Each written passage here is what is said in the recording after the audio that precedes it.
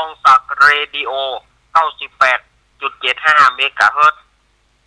ตั้งอยู่วัดห้วยตองซักตำบลควงเปาอำเภอจอมทองจังหวัดเชียงใหม่โดยเมตตาธรรมของหลวงพ่อวาปีวรมานิชกับท่านอาจารย์ชวริตเจวังโสสถานีวิทยุคลื่นพระพุทธศาสนาการศึกษาและวัฒนธรรม 104.50 เมกะเฮิรตซ์วัดไผ่หินตำบลสุเทพอำเภอเมืองจังหวัดเชียงใหม่โดยเมตตาธรรมของท่านอาจารย์ท่านพระครูสมุวิสุวัตวรกิจโจวิทยุวิทยาลัยสงฆ์นครลำปาง 106.50 วัดบุญยวาสวิหาร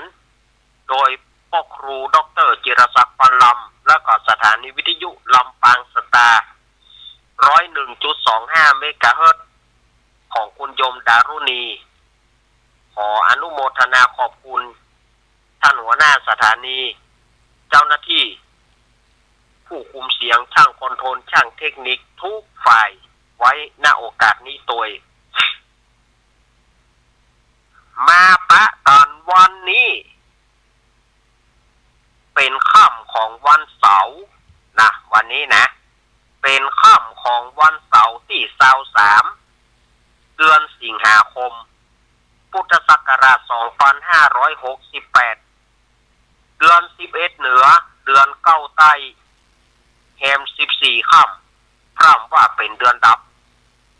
วันนี้เดือน11หมดแล้วนะเดือน11เหนือหมดแล้วตั้งแต่วันพุธนี้ก็เป็นเดือน12เดือน12เหนือเดือน10ใต้ก็จะขึ้นมาจะออกมาละ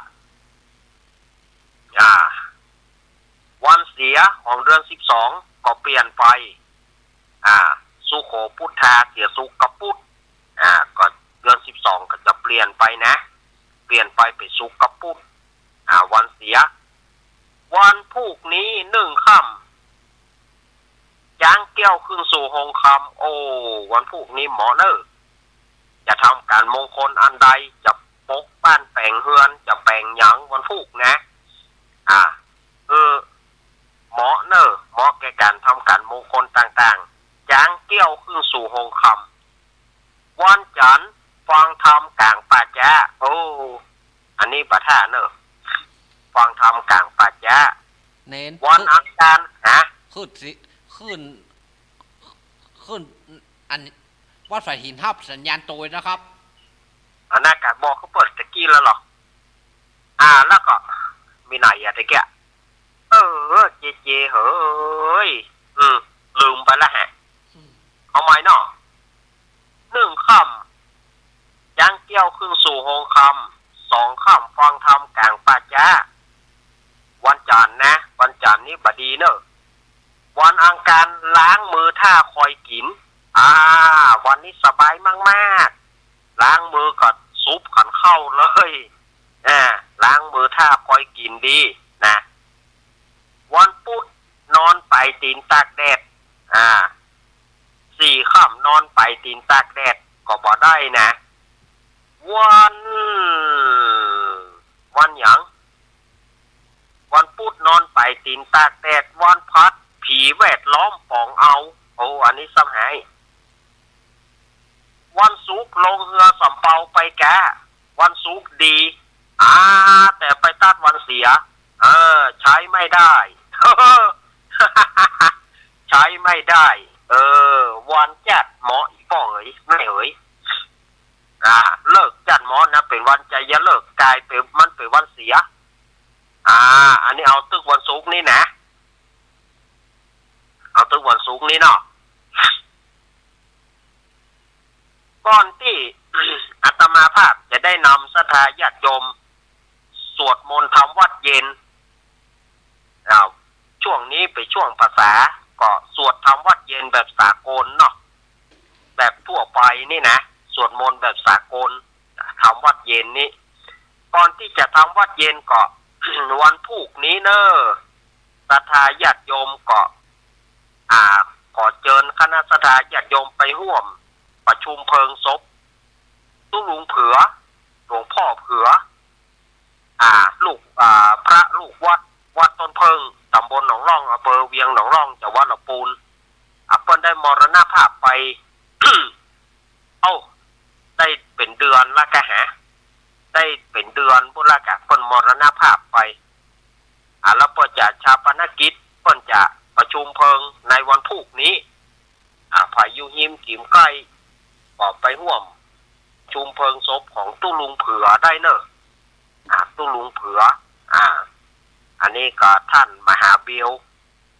เจ้าคณะตำบลหนองร่องท่านมหาพีรพันธ์พีรกิติเปิ้นฝากข่าวมา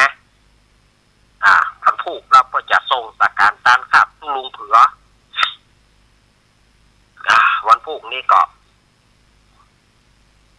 เพราะว่าเปิ้นเป็นตู้เจ้าลูกวัดเนาะก็คงใช้เวลาประเมินนะมันปัจจัยอันพระราชทานเนาะเป็นประชุมเพลิงเผากับธรรมดา เผากับธรรมดาแต่ก็คนจะมืดฟ้ามัวดินเหมือนกันเนอะไปส่งสักการตานขับหลวงพ่อตู้ลุงเผือนี่นะเปิ้นก็คงจะนักหนาป้าป้านอยู่เนาะคนก็คงจะไปนักหนาจารีกันอยู่เอาละสถาญาติโยมอาตมาก็เชิญชวนคณะสถาญาติโยมได้ทำวัดเย็นโดยกันเนอะช่วงที่สองเนาะช่วงที่สองก้อยมาปั่นศีลช่วงที่สองก้อยมาปั่นศีลเท่ากับพระเนนอุบาสกอุบาสิกาที่ถืออุโบสถแล้วก็ตลอดจะถึงสถาญาติโยมที่ฮับศีลห้าเนาะที่ถือศีลห้าจะได้ลวดเอวกันนั้นเอาไว้ช่วงที่สองดีกว่านอกการปั่นศีลนี่นะสุมาญาติโยมเนอะเสียงอาจจะอัดเสียงจะเข้านาซิกหน่อยเพราะอย่างตอนสวดมนต์มันจามแล้วมันปัจจัยจามตั้งเดียวสถาญาติโยมมันจามติดกันเอาแล้วพอมันจามติดกันแล้วก็ยุ่งละเสียงมันอัดไว้สุมาอภัยเนอะสถาญาติโยมมากันหรือยังเอามากันพร้อมแล้วบอเขาจะทำวัดเนอะเอาเข้ามาสถาญาติโยมปากันเข้ามาเลยถ้ามันในห้องมันกีดก็ตั้งนอกก็ได้เนอะสถาญาติโยมจะถ้าทำวัด อาตมาจะเสาเนี่ยมเสาเดียวเนอะแล้วก็เสาหน้าก็เป็นหลวงลุงละเสาหน้าก็มันจะเป็นเจ็ดค่ำก็หลวงลุงก็จะเริ่มมาจัดละคำนี้นะเสาหน้าอาตมาจะวันนี้ก็คงเป็นเสาสุดท้ายของอาตมาแต่ว่าถ้าช่วงไหนที่ว่างๆอาตมาก็มาอยู่นั่นนะ ช่วงไหนที่บ่มีครูบาอาจารย์อาตมาก็มาอยู่นะสถาญาติโยมนะต่อไปเราจะได้จุดเทียนธูปบูชาพระรัตนตรัยสถาญาติโยมพนมมือเด้อพนมมือแล้วปากันไหวเด้อเราจะทำวัดด้วยกันนะสถาญาติโยมตังแม่ขจานสถาญาติโยมตังห้วยตองซักสถาญาติโยมตังเชียงใหม่สถาญาติโยมตังลำปางเอามาทำวัดด้วยกันเนาะวันนี้ญาติโยมก็ปากันมานักมาหลายแท้หลังจากที่ได้จุดเทียนธูปบูชาพระรัตนตรัยสถาญาติโยมก็กราบพระพร้อมกันกราบหนึ่งกราบสองกราบสามต่อไปเราทำวัดเนาะโยโสภะคะวะอะระหังสัมมาสัมพุทโธสวาคาโตเยนะภะคะวะตาธัมโมสุปฏิปันโนยัสสะภะคะวะโตสาวกสังโฆธัมมายังภะคะวันตังสัทธัมมังสัทธังฆังอิเมหิสักการเรหิยะทาระหังอารูปิเตหิอภิปูชยามะสาธุโนพันเตภะคะวะสุจิร ปุโตปิปาจิมาชนะตานุกรรมปมานาสาเยเมสะการเรทุกตาปนากระปุเตปฏิกันหาโตอัมหาตังทีฆรตังหิตายะสุขายะอรหังสัมมาสัมพุทโธภะคะวาพุทธังภะคะวันตังอภิวาเทมิกราบสวาคาโตภะคะวะตาธัมโมธัมมังนะมัสสามิกราบสุปฏิปันโนภะคะวะโตสาวกสังโฆสังฆังนามามิกราบต่อไปเขาจะเริ่มทำวัดแล้วเนอะกล่าวคำปนว่าปุปภามักปุปภามัคคณมาการเนาะปุปภามัคคณมาการหันธรรมยังพุทธะปะคะวะโตปุปภาคณมาการันเจวะพุทธานุสตินยัญจะกะโรมาเสนะโมตัสสะภะคะวะโตอะระหะโตสัมมาสัมพุทธัสสะนะโมตัสสะภะคะวะโตอะระหะโตสัมมาสัมพุทธัสสะนะโมตัสสะภะคะวะโตอะระหะโตสัมมาสัมพุทธัสสะตังโฆปนาภะคะวันตังเอวังกันรายโนกิติสัทโธอะภุกโตเยติปิโสภะคะวะอะระหังสัมมาสัมพุทโธวิชาจารณะสัมปันโนสุขโตโรกวิโทอานุตตโรปุริสธรรมสารติสัทธเทวมนุสานังพุทโธภะคะวาติหันธรรมยังพุทธาภิกิติงกโรมาเสปุตตวารหันตาวรธาทิคุณาภิยุโตสุธาภิญาณกรุณาหิสมาคตโตโพเทสิโยสุชนะตังกัมรังวสุโรวันธามหังตามรนังศิรสาทิเนนทัง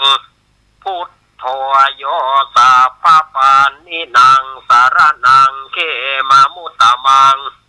ปัฏมานุสติทานังวันธามิตังสิเรนะหังพุทธาสหัสมิทาโสวะพุทโธเมสามิกิสโรพุทโธทุกขาสัคาตาจะวิทาตาจะอิตสเมพุทธาสหังนิยาเทมิสาริรันชีวิตังจิตังวันทันโตหังจริสามิพุทธาเสวะสุโพธิตังนานทิเมสารนังอัญญังพุทโธเมสารนังวรังเอเตนะสัจจวัตเทนะวัฏไทยังสาธุสาสเนพุทธังเมวันธมาเนนะยังปุญญังปสุตังอิทะสัพเพปิอันตรายาเมมะเฮสุงตัสสะเตชะสาญาติโยมบอกเลยกายเยนะวาจายาวะเจตสาวาพุทเทกุกมังปะกตังมะยะยังพุทโธปฏิกันหันโตอัจฉยันตังการันตะเรสังวริตุงวะพุทเทหันธรรมยังธรรมานุสตินยังกโรมาเสสวาคาโตภะคะวะตาธัมโมสันทิติโกอาการิโกเอหิปัสสิโกโอปานายิโกปัจจตังเวทิตาโพวินยูหิติหันธรรมยังธรรมาภิกิติงกโรมาเสสวาคาตาตาทิกุณโยกวเสนาไสโยโยมากปะกปริยัติวิโมกขเพโท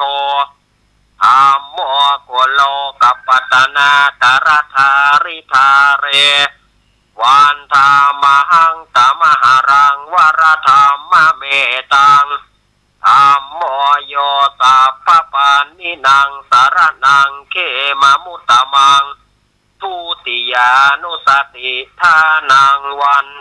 มิตังสิเรนังธรรมาสหัสมิทะโสวะธัมโมเมสามิกิสโรธัมโมทุกขาสักขาตาจะวิทาตาจะอิตสเมธัมมะสาหังนิยาเทมิสาริรันชีวิตังจิตังวันทันโตหังจริสามิธัมมาเสวะสุธัมมตังนันทิเมสารนังอัญญังธัมโมเมสารนังวรังเอเตนะสัจจวัตเชนะวัฏไทยังสาตุสาสเนธัมมังเมวันธามาเนนะยังปุญญังปสุตังอิทะสัพเพปิอันตรายาเมมเหสงตาสเตชะสาจะโยมหมอบลงกายเยนะวาจายวเจตสาวาธัมเมกุกัมมังปะกตังมะยยังธัมโมปฏิการหันตัวชยันตังตารันตะเรสังวริตุวะธัมเมหันธรรมยังสังขานุสตินยังกโรมาเสสุปฏิปันโนภะคะวะโตสาวกสังโฆโอชุปฏิปันโนภะคะวะโตสาวกสังโฆ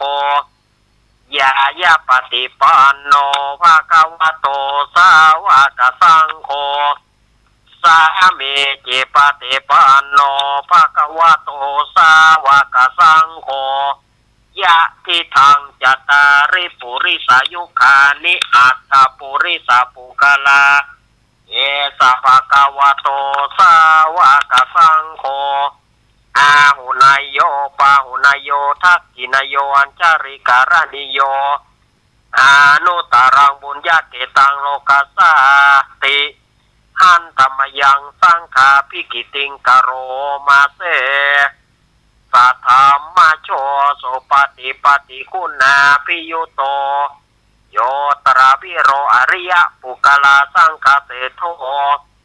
ศีลาทิธรรมปวราสยกายจิตโตวันธามังตมริยานครังสุสุทัง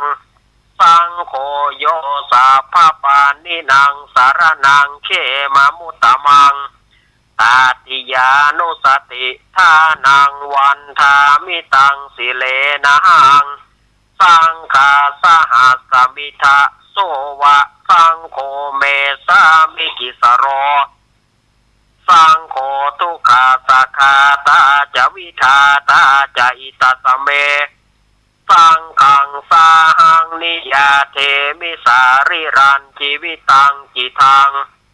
วันทันโตหังจริสามิสังฆาโสปฏิปันนตังนัตถิเมสารนังอัญญังสังโฆเมสารนังวรังเอเตนะสัจจวัตเชนะวัฏไทยังสาธุสาสเนสังฆังเมวันธมาเนนะยังปุญญังปสุตังอิทะสัพเพปิอันตรายาเมมเหสงตาสเตชะสาอาโยมหมอบลงเนอะกายเยนะวาจายวเจตสาวาสังเคกุกมังปะกตังมะยยังสังโฆปฏิการหันตุอัจฉยันตังการันตาเรสังวาริตุงวาสังเคหันธรรมยังอติตาปัจเวกนาปะทังปนามาเส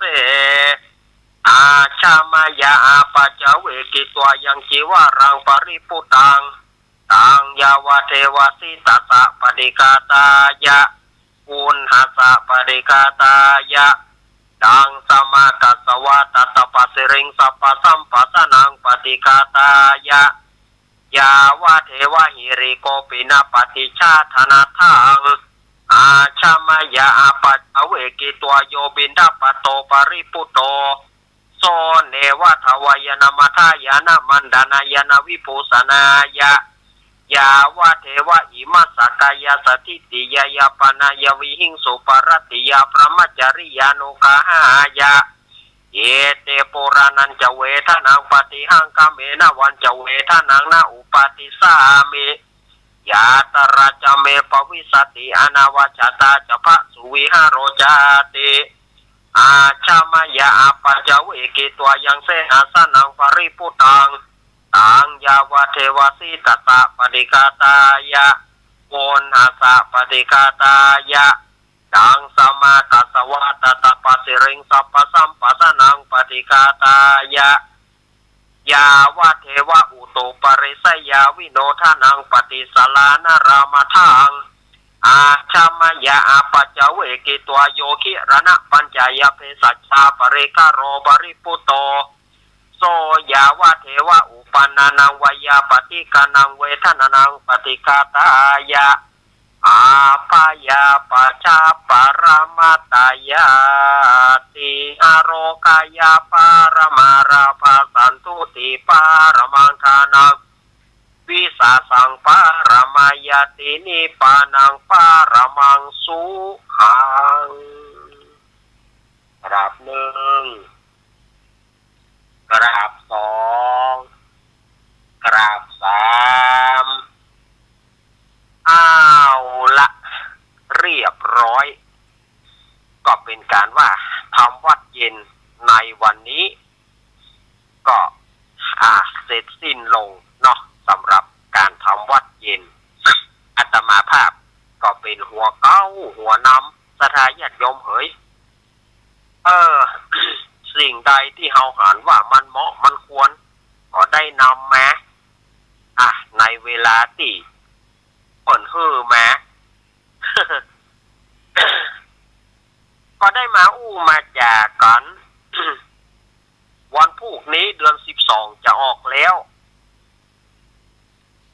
ตามความเชื่อนะตามความเชื่อตามมันออกในธรรมเรื่องเปตภีคนโบราณเปิ้นก็สืบกันมาตั้งแต่บัณฑิตนักปราชญ์ป้อน้อยป้อแหนนเปิ้นสืบกันมาว่าเดือน12นี้ยมบาลจะปล่อยบรรดาสัตว์นรก คือจะปล่อยวิญญาณตั้งหลายจากขุมนรกเพื่อมาสู่เมืองคนเป็นเวลา1 เดือนตั้งแต่เดือน12ออก1 ค่ำไป จนถึงว่าเดือน12ดับก็เป็นเวลา1 เดือนในเวลา1 เดือนเนี่ยก็ต้องให้วิญญาณเหล่านั้นไปเสาะหาญาติพี่น้อง ไปเสาะหาญาติตั้งหลายไปเสาะหาผัวก็ไปเสาะหาเมียแหละ เมียก็ไปเสาะหาผัวพ่อแม่ก็ไปเสาะหาลูกก็ไปเสาะหาพ่อแม่อุ้ยมอนก็ไปเสาะหาหลานเหลนก็ไปเสาะหาอุ้ยมอนไผจะตานคือเฮาก็จ้าไผจะตานของไผจะตานเข้าตานของไผจะตานของกินคือเฮาก็จ้า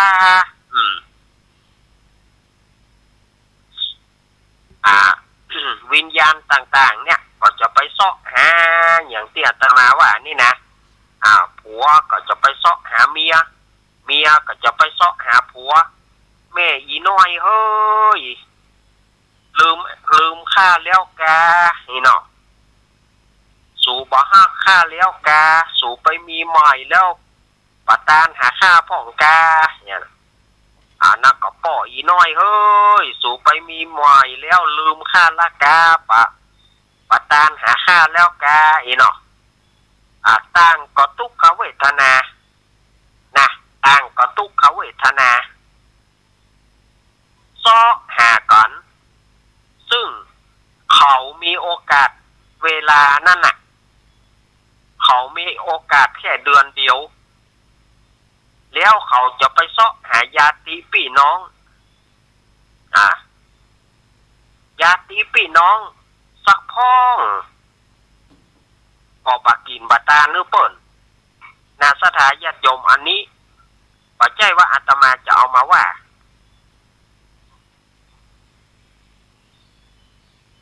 บางพ่องก็บกินบาตานโอ้บางพ่องเดือน12จบปอดับ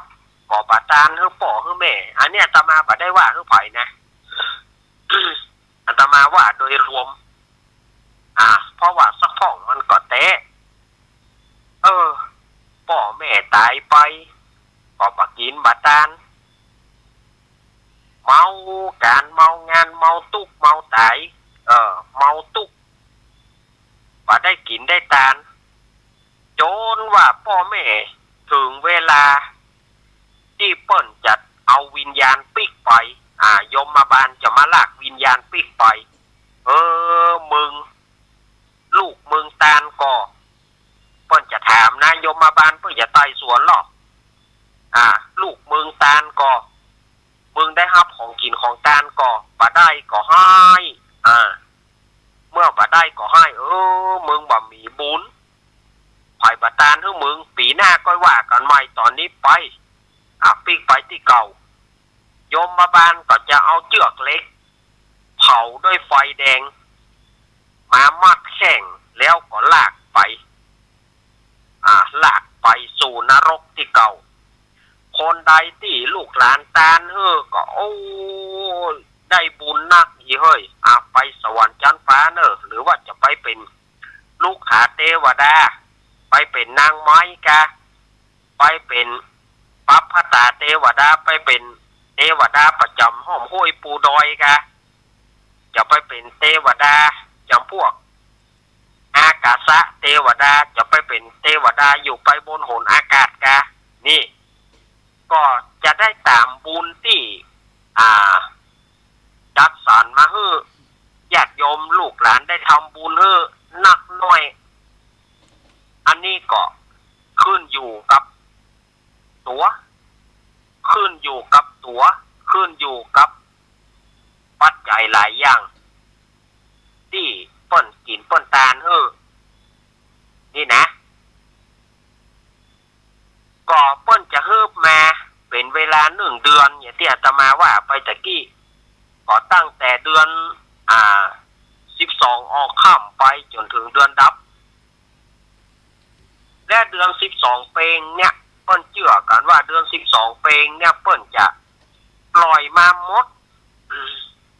เปิ้นจะปล่อยมาหมดแต่ในจำนวนนั้นน่ะอาจจะมีญาติของเฮา อาจจะมีญาติของเฮามาตุยญาติของเฮานี่จะเป็นไผญาติของเฮาก็ได้แก่พ่อแม่ของเฮาหรือว่าพ่ออุ้ยแม่มอนยามหัวที่เป็นญาติของเฮานั่นนะในจำนวนนั้นเปิ้นก็อาจจะมาตุยเพื่อมารับของกินของทานจากลูกหลานลูกหลานเฮามีหน่อยฮะก็จะถามหาก่อนพี่แก้วได้ก็พี่แก้วได้ของกินก็ได้แล้วพี่คำเราได้แล้วมึงได้ก็บ่ได้เตื้อแน่ลูกหลานเฮามีไหนบ่ฮู้ ลูกหลานเฮามีไหนบ่ฮู้ขอกินหน่อยเหรอพี่แก้วพี่คำนี่เนาะขอกินหน่อยเหรอแบ่งมันก็เป็นลมเป็นอากาศไปเขาบ่สามารถจะกินได้เพราะว่าบุญเนี่ยมันบ่เหมือนของหยาบในเมืองคนเมื่อบุญนั้นบ่เป็นของหยาบในเมืองคนแล้วไผบ่กินบ่ทานไผบ่ทำบุญไผบ่สร้างบุญสร้างกุศล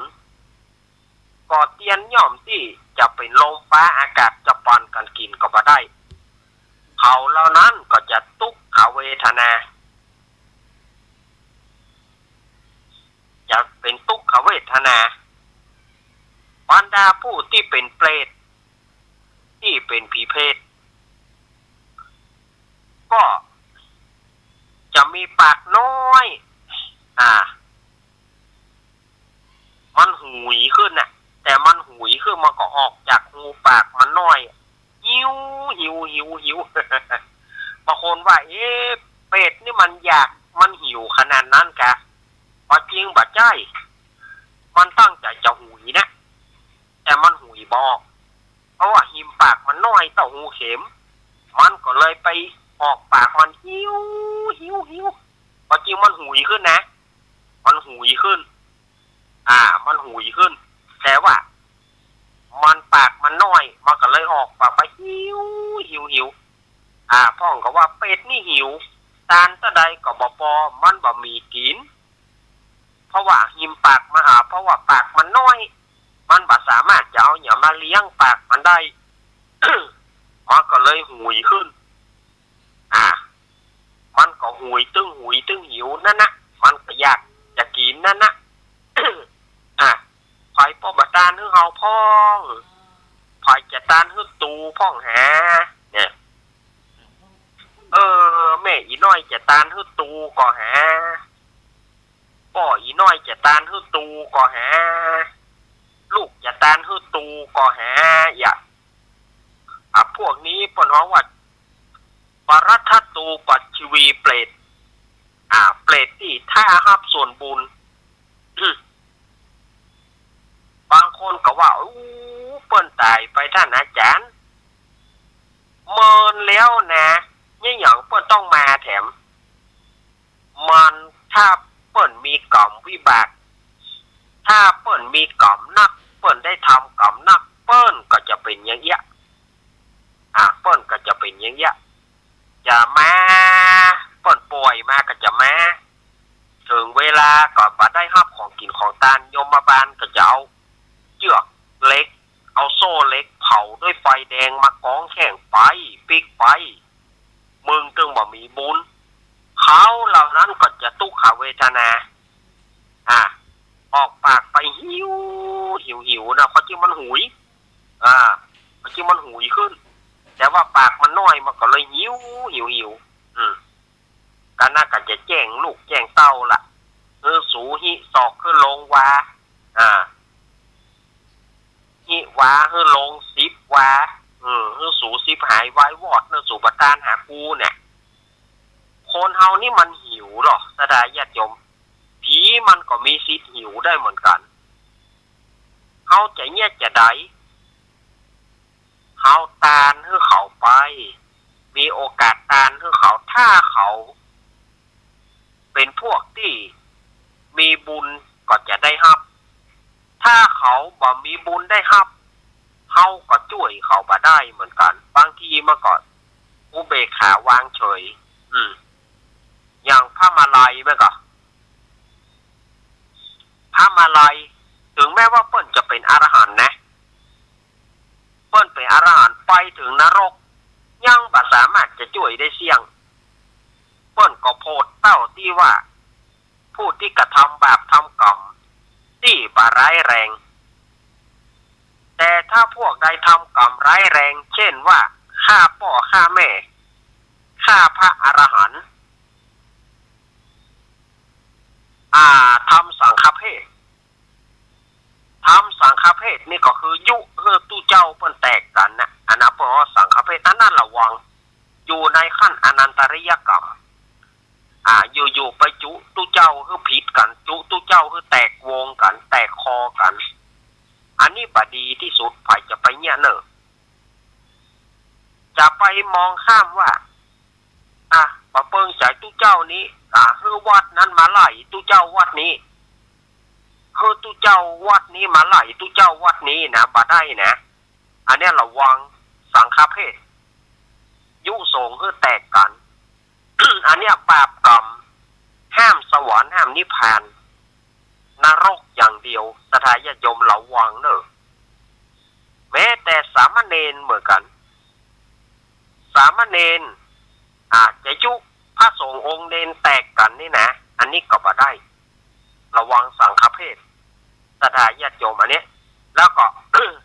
กระทำเมื่อพระพุทธเจ้าถึงขั้นห่อพระโลหิตหรือว่ากระทำเมื่อตีนพระจิตตีนของพระพุทธเจ้าเนี่ยจำเลือดเนี่ยอันเนี้ยผู้ใดทำเพื่อเปิ่นได้จำเลือดอันนี้ก็เข้าข่ายอนันตริยกรรมเพราะว่าอนันตริ ริยกรรม5ประการอนันตริยกรรม5ประการนี่ระวังให้ดีบ่พ่องก็ตัดไม้สลีก็อยู่ในอนันตริยกรรมแม่ก็ท่านอาจารย์ปัจจัยตัดไม้สลีบ่ถึงขั้นนั้นตัดไม้สลีถือว่าบาปอันแม่นบาปแม่นแต่ปัจจัยอนันตริยกรรมบ่ได้ห้ามสวรรค์ห้ามนิพพานตัดไม้สลีแต่เปิ้นไม่ควรตัดไม่ควรตัดตาอ่านบ่ได้แต่ถ้ามันออกน้อยๆมันมาออกสวนเฮามันมาออกตามที่ไหนอันนี้เฮาเข้าใจลกอันนี้เข้าใจทกออกไปเหียทกออกไปอำเภอเป็นไม้สลีขี้นกทกออกเหียเพราะว่ามันปลูกมันจะล้ำบ้านเฮามันจะใหญ่แกอย่างก็เข้าใจทกเมื่อมันน้อยถ้ามันน้อยมันใหญ่มาแล้วจะฟันบ่ได้เปิ้นบ่คือฟันเพราะว่าเป็นสถานที่ที่พุทธเจ้าตรัสรู้มันบ่ใช่อนันตริยกรรมนะการฟันไม้สลีมหาโพธิ์นี่นะบ่ได้เข้าข่ายอนันตริยกรรมแต่ว่ามันบ่เหมาะบ่ควรอนันตริยกรรม5ก็อย่างที่อาตมาว่าไปตะเกียฆ่าพ่อฆ่าแม่ฆ่าพระอรหันต์ทำสังฆเพศกระทำให้พระพุทธเจ้าจำเลือดอันเนี้ย ระวังอันนี้เป็นอนันตริยกรรมที่แท้จริงอย่างพระเทวทัตก็ทำให้พระพุทธเจ้าจำเลือดจำหนองกิ้งปะหินไม้จะโป่งพระชนพุทธเจ้าแต่ว่าปะหินนั้นก็แตกออกกับเศษหินสะเด็นเข้าใส่พระบาทเข้าใส่ตีนน้อยหนึ่งเนี่ยพอยังถึงขั้นว่าพระเทวทัตถูกอนันตริยกรรมยังตกนรกอยู่ยังบ่หายเตื้อจะปิกมาต่อเมื่อพระศรีอริยเมตไตรได้ตรัสพญาสัพพัญญูเป็นพุทธเจ้าองค์ภายหน้าพระเทวทัตจึงจะได้ปล้นและได้ปล้นพระเทวทัตจะได้เป็นพระปัจเจกพุทธเจ้าในอนาคตปูนอันนี้คืออนันตริยกรรมส่วนว่ามีคำถามจากญาติโยมว่าถ้าเกิดพ่อแม่เป็นสัตว์แล้วบอกว่าจะเป็นหมาเป็นเมียวเนาะอันนี้เปิ้นถามมานะเปิ้นถามว่าถ้าเกิดพ่อแม่เป็นสัตว์แล้วเฮาเผลอไปฆ่าพ่อแม่ที่เป็นสัตว์นั่นน่ะอันนี้เข้าข่ายอนันตริยกรรมก็มันบ่ถึงอนันตริยกรรมแต่ว่าบาปเหมือนกันบาปรองลงมา ถึงแม้เป็นอย่างใดก็ฆ่าผู้บังเกิดเกล้าฆ่าผู้บังเกิดเกล้าก็บ่ได้เข้าข่ายอนันตริยกรรมอันนี้พระพุทธเจ้าเพิ่นรับรองไว้นะพระพุทธเจ้าว่าถ้าพ่อแม่เป็นสัตว์แล้วเอาเผลอไปฆ่าบาปต้องอนันตริยกรรมก็จริงแต่ก็บาปมหันต์เหมือนกันฆ่าผู้บังเกิดเกล้าอันนี้ก็มีอย่างอี้เหมือนกันเปิ้นก็มีแต่ว่ามันก็บาปรองจากที่จะได้ตกนรกอยู่พุทธันดรก็อาจจะกึ่งพุทธันดรก็อาจจะกึ่งพุทธันดรกึ่งพุทธันดรก็ต่อหอยต่อศาสนานะหอยต่อศาสนาอย่างศาสนา5 ปันเนาะพระพุทธเจ้าองค์ปัจจุบันของเรานี่นะศาสนาเพิ่นวางไว้5 ปันอาจจะเป็น 2,500 อาจจะเป็น 2,500 ปีนี่เป็นต้นอันเนี้ยมันก็บาปอยู่บ่น้อยถึงแม้ว่าบ่ต้องอนันตริยกรรมก็ถือว่าเป็นบาปมหันต์ฆ่าบุพการีฆ่าผู้บังเกิดเกล้านี่ศรัทธาญาติโยมอันนี้อาตมาฝากไว้แล้วเดือน12นี่เป็นเดือนแห่งกตัญญูญาติโยมก็ทานขันเข้ากะทานทำกะไปหาญาติทั้งหลายห้องก็จะทานสาหลัก ลากบางวัดบางวาก็จะตานสองบางวัดบางวาก็จะตานสองบางวัดบางวาก็จะตานเป็นต้นเงินไหนก็ได้ศรัทธาญาติโยมแล้วแต่เนื่องโดยปีนี้นี่อย่าอาตมาว่านะเศรษฐกิจมันบาดดี เนื่องด้วยเศรษฐกิจบาดดีแล้วสลากก็คงจะยุบไปหลายวัด สลากน่าจะยุบไปหลายวัดก็คงจะได้ตานทำตานสังตานอย่างกันไปสลากก็คงจะยุบไปหลายวัดเหมือนกันวัดรอบนอกเขานะ ยกเว้นวัดในเมืองแต่ว่ายังในเมืองหลับปูนเฮาก็ยังมีอยู่วัดพระธาตุหารีปูนชัยคนก็จะตานสลากวันเดือน12 เพลงบางวัดบางวาเพิ่นก็มีสลากรักษาสลากไว้อยู่แต่บางวัดบางวาเพิ่นก็บ่มีเพราะว่าปีนี้เศรษฐกิจมันแย่มะม่วงก็บ่มีราคาบะลำย่อยก็บ่มีราคาถ้าตานสลากเนี่ยอย่างอาตมาว่านะเส้นน้อยเนี่ยมันจะเปลือง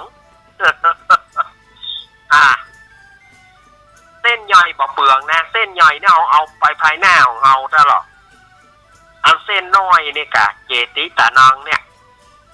เจติตานางเนี่ยมันเปลืองเพราะอย่างตานหาอีป่อก็ยังอีแม่ตานหาอีแม่ก็ยังอุ้ยตานหาอุ้ยก็ยังอีมอนตานหามอนก็ยังแม่นอันเนี้ยคือการตาน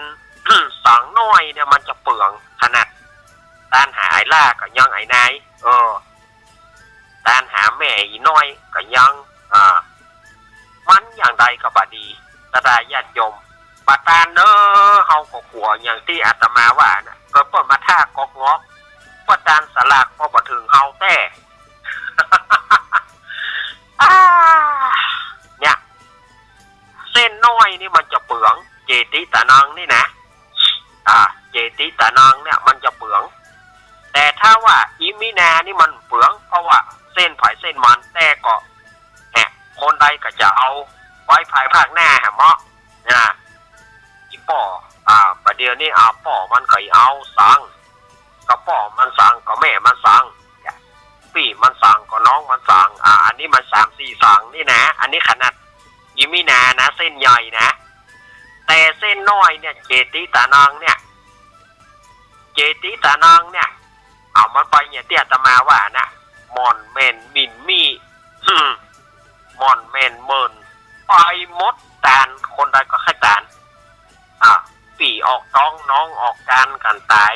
เนี่ยก็จะได้ตานอะไรหามันก็เติงหามันตานผัวก็ยังเมียตานเมียก็ยังลูก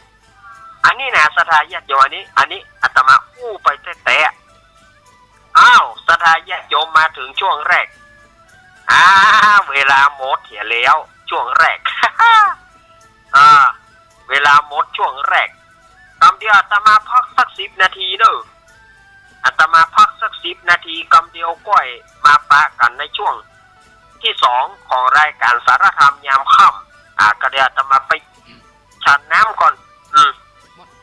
ไปฉันน้ำปุ๊บเดียวก็ได้มาละเด้อวันนี้ก็เดียววันนี้ลุงอ้ายมาครับลุงอ้ายเป็นนอนศาลาปุ่นวันนี้บอกแม่วันนี้นะไปนอนศาลาปุ่นกำเดียวศรัทธาญาติโยมกำเดียวก้อยมาฮับศีลกำเดียวพระเนนสามเณรทุกรูปมาที่นี่ขอกราบอาราธนานิมนต์สามเณรทุกรูปมาที่นี่แม่ชีอุบาสกอุบาสิกาเชิญมาที่นี่แล้วก็ศรัทธาญาติโยมที่จะรับศีล5เชิญมาที่นี่เนอะก็ได้อย่าผ่อนศีลเนอะนะเดี๋ยวรอกำเดียวเนอะขอเจริญพร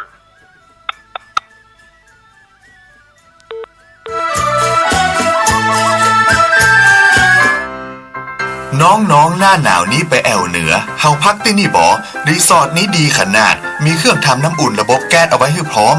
แต่ก็ต้องระวังเนอะเครื่องทำน้ำอุ่นระบบแก๊สมีคนตายมาหลายรายแล้วจะอั้นเลยกะอ้ายก็นึกภาพเอากะเปิ ปิดเครื่องทำน้ำอุ่นระบบแก๊สในห้องน้ำถ้าบ่มีพัดลมดูดอากาศการหมุนเวียนของออกซิเจนมันจะดีได้จะใดในเมื่อการเผาไหม้บ่สมบูรณ์ก็เกิดการสะสมแก๊สคาร์บอนมอนอกไซด์สูดดมเข้าไปมันจะไปจับกับเม็ดเลือดแดงและทำให้เม็ดเลือดแดงจับกับออกซิเจนได้น้อยลงเมื่อออกซิเจนเข้าไปถึงปอดก็จะยากให้คลื่นไส้เมาหัวหายใจยากจนถึงขั้นเป็นลมแล้วก็ตายได้โดยเฉพาะคนที่มีโรคประจำตัวเช่นโรคหัวใจ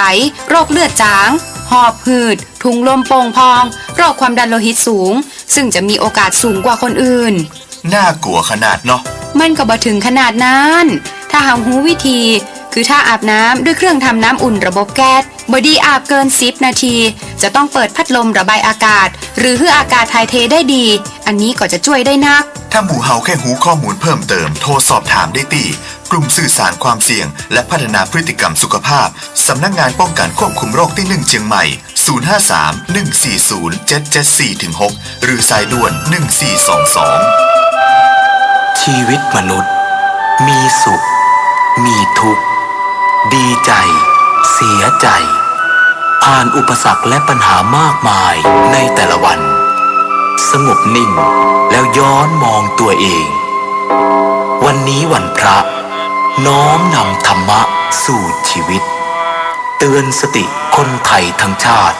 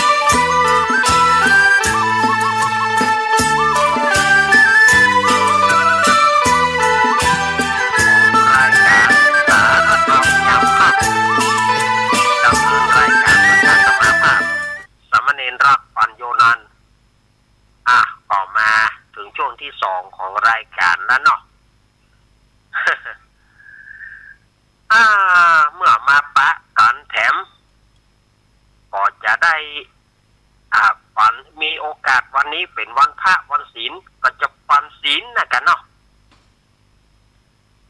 ติ จะปันศีล ติได้ยินเพลงวันพระอย่าเว้นนี่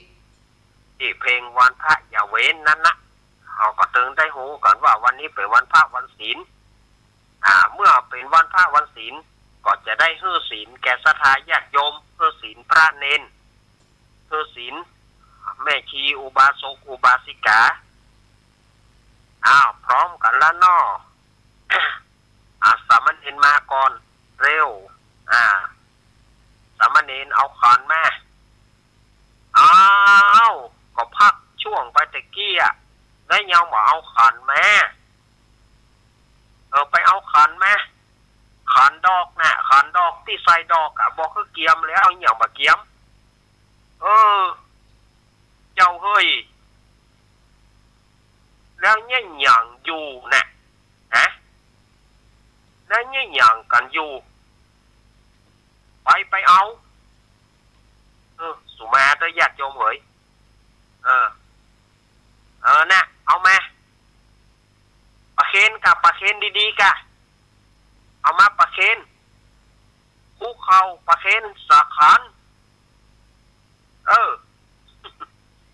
ครับ3 ครั้ง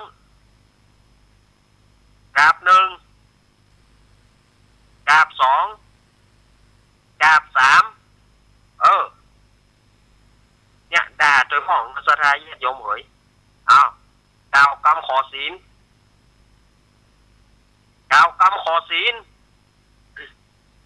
อหังพันเตสารณะสีลังยาจามะตุติยัมปิอหังพันเตสารณะสีลังยาจามะตติยัมปิอหังพันเตสารณะสีลังยาจามะแล้วก็กราบ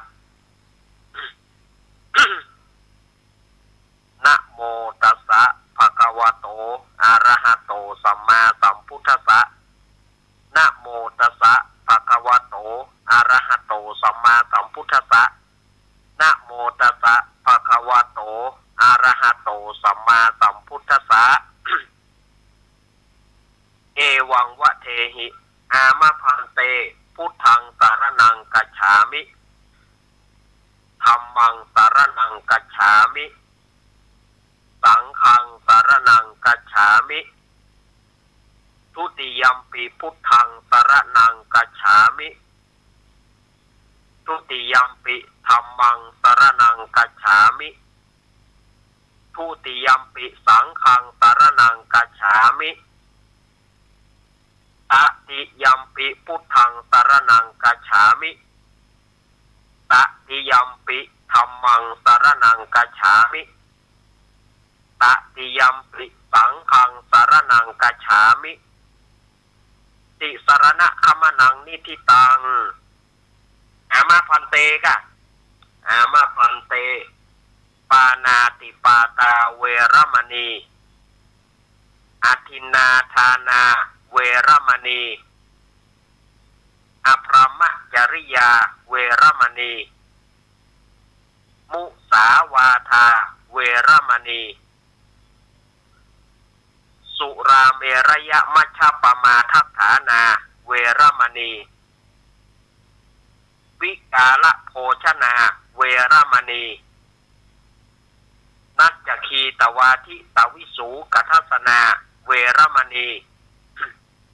มาลาคันทะวิเรปนะธารณะมันดนะวิภูสนฐานาเวรมณีอุจจาสยนะมหาสยนาเวรมณีชาตารูปรัชตะปฏิฆหานาเวรมณีอิมานิทัสสสิขาปทานิสมาธิยามิว่า3 ครั้ง อิมานิทัสสสิขาปทานิสมาธิยามิอิมานิทัสสสิขาปทานิสมาธิยามิอิมานิทัสสสิขาปทานิสมาธิยามิกราบเพื่อพร้อมกันกราบเพื่อพร้อมกันเอาไหมกราบไหมกราบ1คือมันพร้อมกัน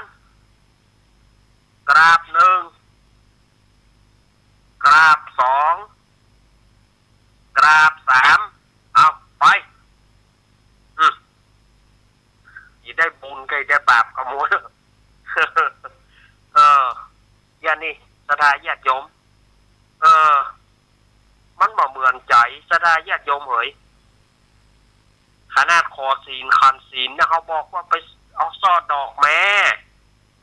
โอ้วันนี้วันค่ำเขาไปแย่ร่อนที่ไหนมุเอาดูว่าอย่างนี้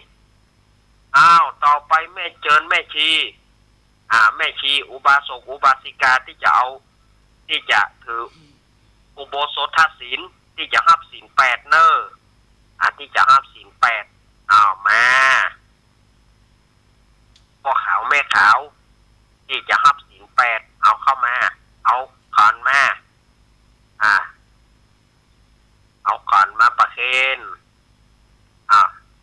นั่งกราบ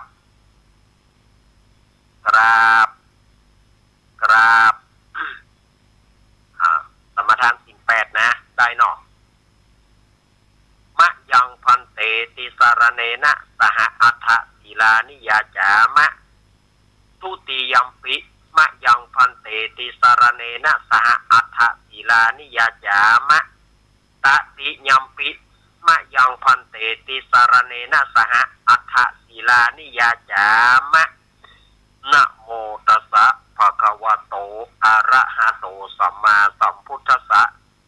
นะโมตัสสะภะคะวะโตอะระหะโตสัมมาสัมพุทธัสสะนะโมตัสสะภะคะวะโตอะระหะโตสัมมาสัมพุทธัสสะพุทธังสรณังคัจฉามิธัมมังสรณังคัจฉามิสังฆังสรณังคัจฉามิทุติยัมปิพุทธังสรณังคัจฉามิทุติยัมปิธัมมังสรณังคัจฉามิทุติยัมปิสังฆังสรณังคัจฉามิตติยัมปิพุทธังสรณังคัจฉามิตติยัมปิธัมมังสรณังคัจฉามิตติยัมปิสังฆังสรณังคัจฉามิติสรณะคัมมนังนิทิตังอามะพันเตปานาติปาตาเวระมณีสิกขาปะทังสมาธิยามิอะทินนาทานาเวระมณีสิกขาปะทังสมาธิยามิอภรมจริยาเวระมณีสิกขาปะทังสมาธิยามิมุสาวาทาเวระมณีสิกขาปะทังสมาธิยามิสุราเมระยะมัชฌะปมาทัฏฐานาเวระมณีสิกขาปะทังสมาธิยามิวิกาลโภชนาเวระมณีสิกขาปะทังสมาธิยามินัจจคีตวาทิตวิสูกัทสนะมาลาคันทะวิเรปะระธารณะมันดนะวิปูสนัฏฐานาเวระมณีสิกขาปะทังสมาธิยามิอุตตาสยนะมหาสยนาเวระมณีสิกขาปะทังสมาธิยามิอิมานิอัฏฐสิกขาปทานิสีเลนะสุขติยันติสีเลนะโภคสัมปทาสีเลนะนิพุติยันติตัสสมาสีลังวิโสทะเยสาธุสาธุสาธุอ้าวไปพักผ่อนได้ต่อไปพ่ออุ้ยแม่อุ้ยที่จะรับศีล5มาเอาขันดอกมาตัวเอาขันดอกมาตัวเน้นเก็บผ้าเน้นเก็บผ้าที่นั่งอะไรญาติโยมเพิ่นอย่ามาย่อมป่าพ่ออย่างนี้นะเก็บผ้าน่ะผ้ากอบนั่งผ้ากอบที่นั่งนั่นน่ะแล้วก็น้ำยาน้ำยาเอาไปทอกนอกปุ๊กะนอกปุ้นแต่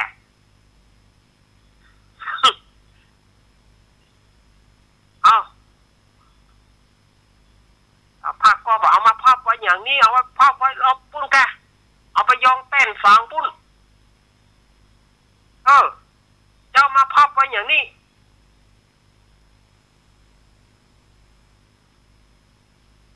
เอาพ่ออุ้ย แม่อุ้ยมาพ่อนานว่ามะยังพันเตติสารเนนะสหปัญจศีลานิยาจามะทุติยมปีมะยังพันเตติสารเนนะสหปัญจศีลานิยาจามะตติยมปีมะยังพันเตติสารเนนะสหปัญจศีลานิยาจามะ นะโมตัสสะภะคะวะโตอะระหะโตสัมมาสัมพุทธัสสะนะโมตัสสะภะคะวะโตอะระหะโตสัมมาสัมพุทธัสสะนะโมตัสสะภะคะวะโตอะระหะโตสัมมาสัมพุทธัสสะพุทธังสรณังคัจฉามิธัมมังสรณังคัจฉามิสังฆังสรณังคัจฉามิทุติยมปิพุทธังสรณังคัจฉามิทุติยมปิธัมมังสรณังคัจฉามิทุติยมปิสังฆังสรณังคัจฉามิตติยมปิพุทธังสรณังคัจฉามิตติยมปิธัมมังสรณังคัจฉามิตติยมปิสังฆังสรณังคัจฉามิติสรณคัมมนังนิทิตังอามะพันเตปานาติปาตาเวรมณีสิกขาปะตังสมาธิยามิอทินาทานาเวรมณีสิกขาปะตังสมาธิยามิกาเมสุมิจฉาจาราเวรมณีสิกขาปะตังสมาธิยามิมุสาวาทาเวรมณีสิกขาปะตังสมาธิยามิสุราเมรยะมัชฌปมาทัฏฐานาเวรมณีสิกขาปะทังสมาธิยามิอิมานิปัญจสิกขาปทานิสีเลนะสุขติยันติสีเลนะโภคสัมปทาสีเลนะนิพุติยันติตัสสมาสีลังวิโสทะเยสาธุสาธุสาธุเอาอย่างธรรมะเนี่ยนะอย่าง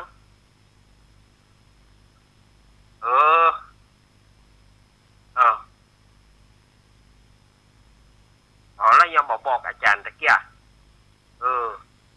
แล้วก็บอกนี้แปลว่าบ่ได้นั่งกรรมฐานเตื้อ บ่ได้ภาวนาเตื้อเน้นเขาก็บ่เก็บเขาก็การด่าเขาไปปืนไปไฟสถานญาติโยมเฮ้ยเน้นเลยมากระซิบกับอาจารย์เพราะว่ามาได้นั่งกรรมฐานด้วยอาจารย์จะฟังฮึกเก็บเนี่ยได้กันเนาะเอามามาเน้นนั่งเป็นแถวงามๆภาษาที่เอาภาษาลันกันไปที่ภาษาแก่ก็ขึ้นบนหน่อยภาษาลันไปลันกันลงไปนะแล้วก็อุบาสกอุบาสิกาพ่อขาวแม่ขาวนั่งทัดไปแล้วก็ศรัทธาพอออกไม่ออกศรัทธานั่งทัดไป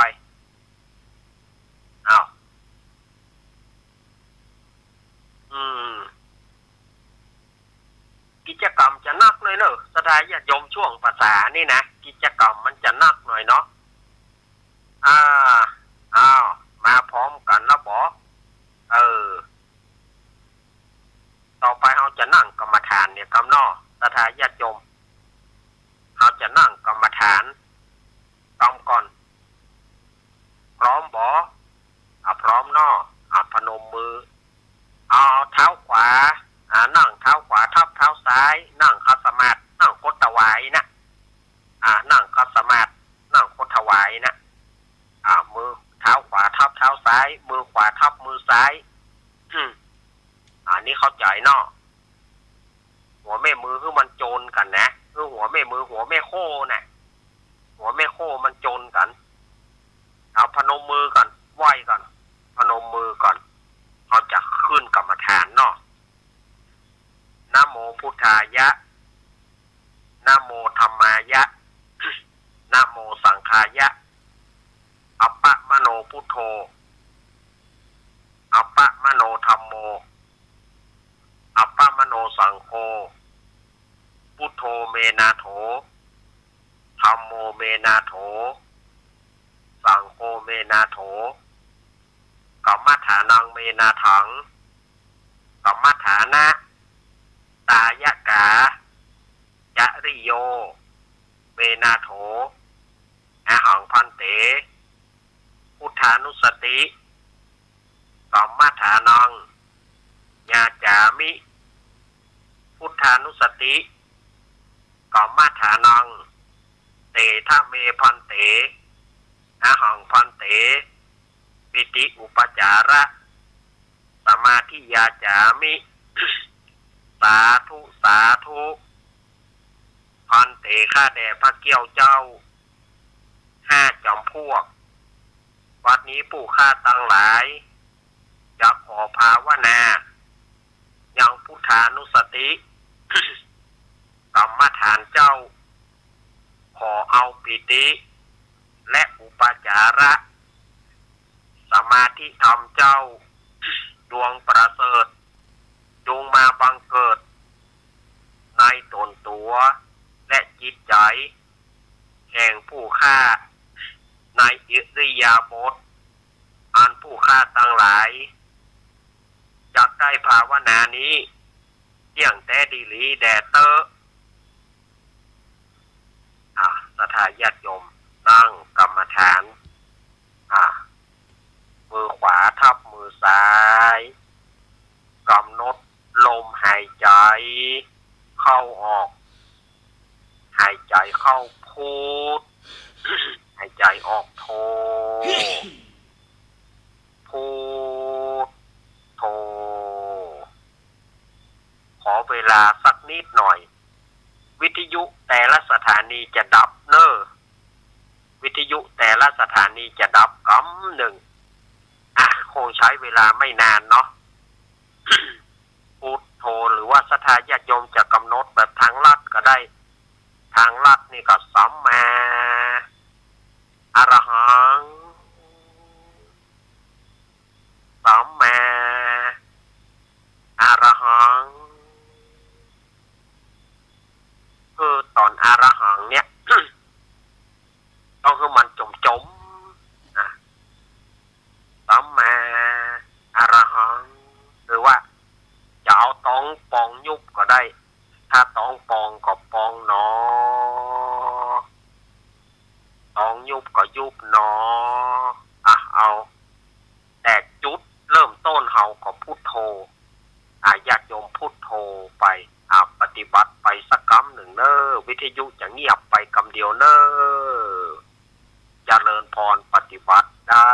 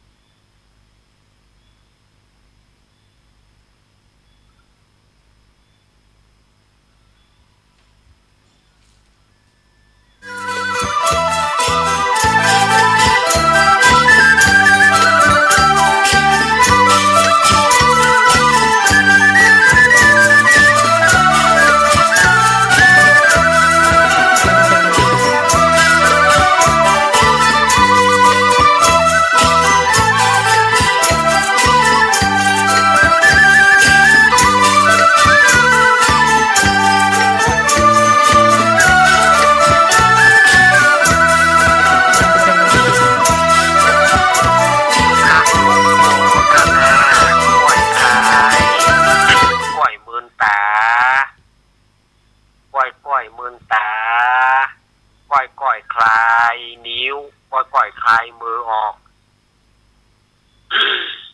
ก้อยคลายมือออกมือตาได้ก้อยคลายบุญนี้เขาจะแผ่ไปเป็นอัปปมโน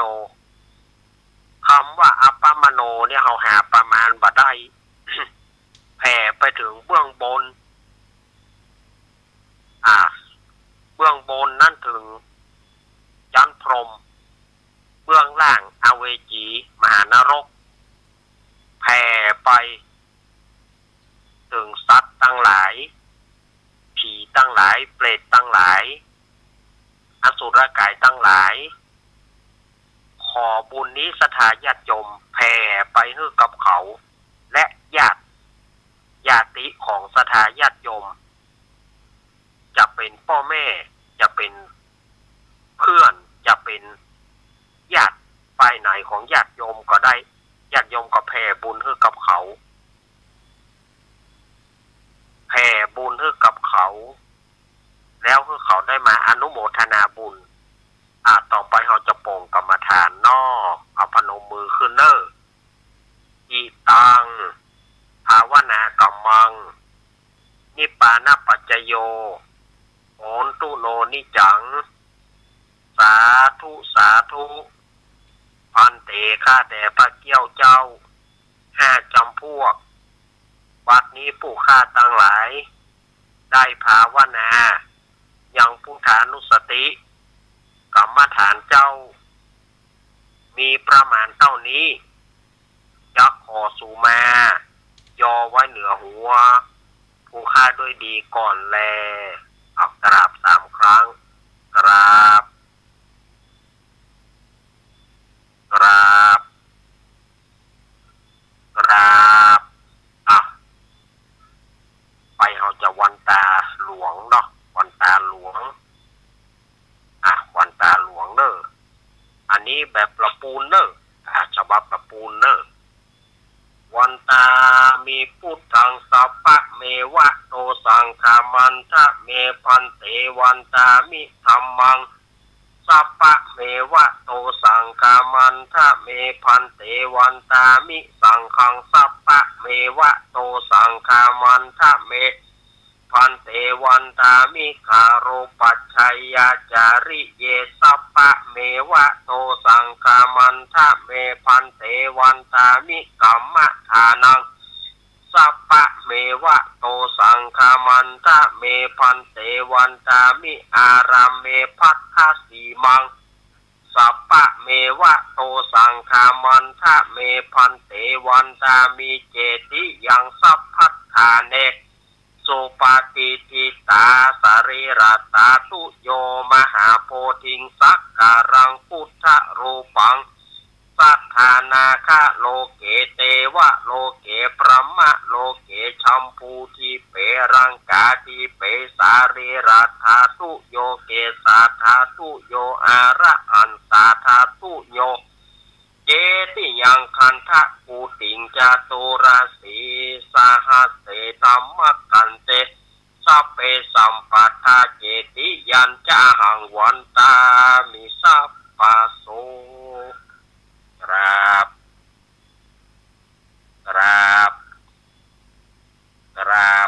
หันหน้ามาทางพระเดชพระคุณหลวงพ่อสุนทรธรรมานุโยคที่ปรึกษาเจ้าคณะอำเภอไดหลอวันนี้หลวงพ่อมาเป็นเก้าเป็นประธานครับสาธุวันตามิพันเตสัพพังอาปาราทังกามันทะเมพันเตมยากาตัง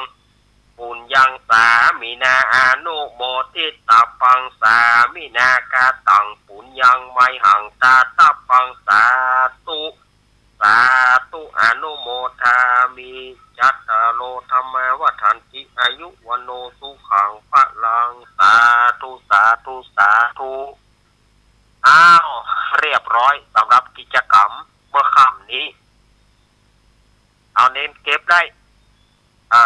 เก็บอาสนะเก็บผ้าก๊อบน่ะเอาผ้าก๊อบนะไว้แต้นสั่งเอาไว้ดีๆนะน่อไว้ดีๆกะจะไปฮื้อได้เดือดนักนะวันพระวันศีลคนหลายจะไปฮื้อได้เดือดกะใหญ่กันหมดแล้วนี่มันจะน้อยๆแล้วนี่ไปเมาเล่นกันนะแต่เอาไว้ไปตี้ไปตังเอาออกไปปิดประตูตัวปิดไฟวิหารตัวดับเทียนตัวมีไฟพอนะมึงเฮ้ยวันนั้นก็หยอกเข้าวัดไหนวันนั้นไม่วัดวันเดือน8 ค่ำวันนั้นน่ะ ที่ไหนวะน่ะพวกกับเตียนนั่นน่ะลาสาประมาณลาสาเนาะ ลาสาปพอเรียบร้อยก็ไฟไหม้วิหารกลางเวียงเนี่ยนะกลางเวียงเชียงใหม่นะลุงไอ้ดับเตียนตัวลุงไอ้ครับลุงไอ้ดับเตียนเหียนนะครับดับเตียนตัวลุงไอ้ไปพูดแล้วลับสุดำล่ะดับเตียนเนอะสถานเน้นเขาเอาปิดประตูปิดหน้าต่างให้เรียบร้อยเนอะโอ้ลูกเตียนให้เรียบร้อยดับปิดหน้าต่างเรียบร้อยเอาออกไปพี่ไอ้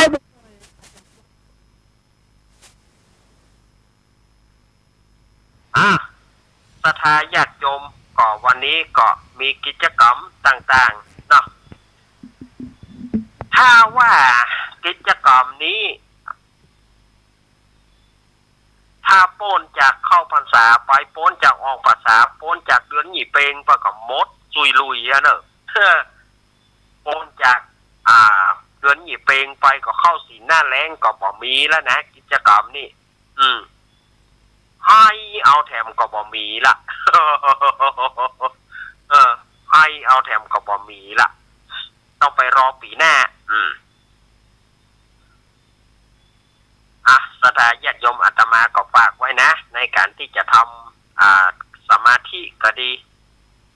เนี่ยเขามาที่วัดนี้เขาจะมีโอกาสอย่างที่ว่าถ้าเขามาที่วัดนี้เขาจะมีโอกาสได้ฟังจะมีโอกาสได้ฟังการอบรมจากภิกษุจากผู้เจ้าพระเนนเขาจะมีการอบรมสมโภชมีการสวดมนต์เจริญพุทธมนต์กันแต่ถ้าญาติโยมทำที่บ้านญาติโยมก็จะได้ไหว้พระตามที่ญาติโยมหูมาก็ได้อิติปิโส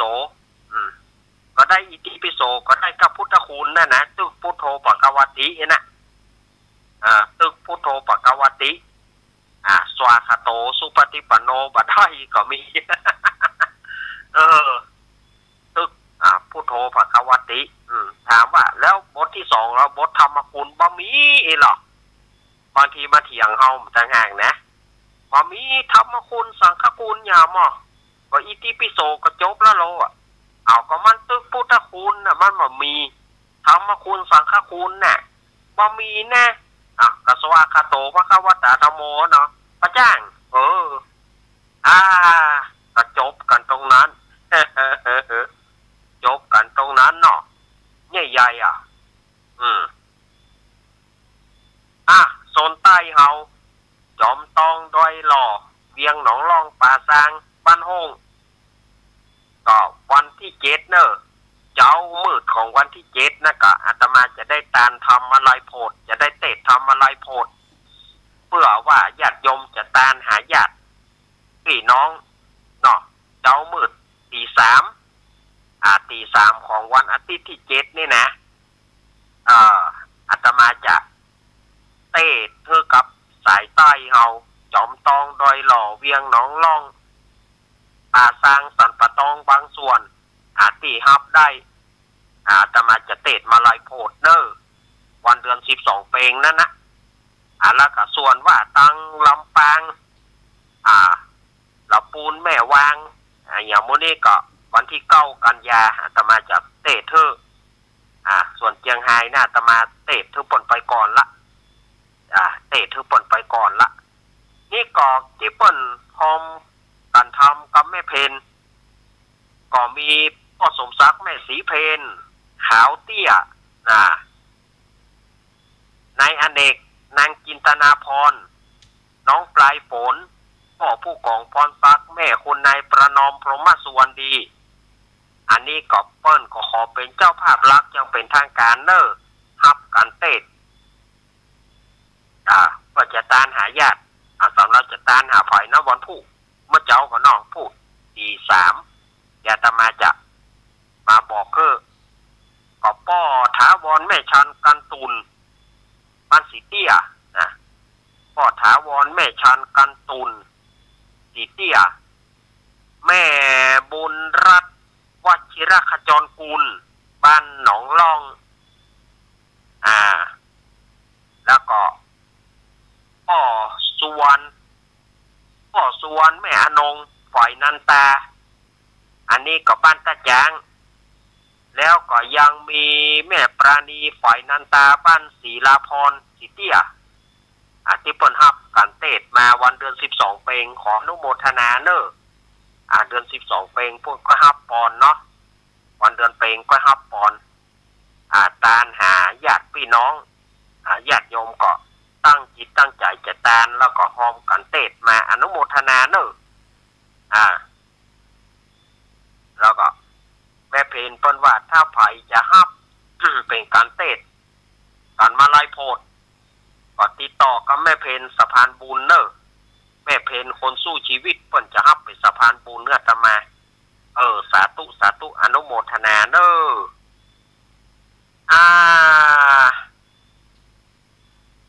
เนาะวันนี้ก็เอาเวลาไปฮื้อกิจกรรมจนเต็มที่แล้วนะ บักขาดบักเกินอันใดแล้วเนาะบักขาดบักเกินอันใดแล้วนะเมื่อบักขาดบักเกินอันใดอาตมาก็จะวางสายละกะเดี๋ยวจะวางสายละวางสายวันนี้ก็หลังจากรายการอาตมาแล้วก็จะปะกับท่านมหาเสาเกี้ยวท่านมหาเสาเกี้ยววัดห้องกูหรือว่าท่านพระครูปริยัติรัตนโชติเพิ่นจะได้นำเอาละอ่อนมาสวดธรรมจักรกับปวัตนสูตรเอวเมสุตังเอกังสมัยยังเนี่ยนะก็เดียวถ้าฟังท่านมหาเสาเกี้ยวหรือว่าท่านพระครูปริยัติรัตนโชติวัดห้องกูอำเภอเวียงป่าเป้าจังหวัดเชียงรายก็เดี๋ยวเพื่อเอาละอ่อนมาสวดธรรมจักรศรัทธาญาติโยมที่บ่ไปไหนจะฟังต่อฟังละอ่อนสวดธรรมจักรก็ได้เนอะก็เดี๋ยวหลัง2 ทุ่มไปอาตมาจะวางสายให้กับศรัทธาญาติโยมเนอะใครที่จะโทรอาตมาโทรเข้ามาได้เลย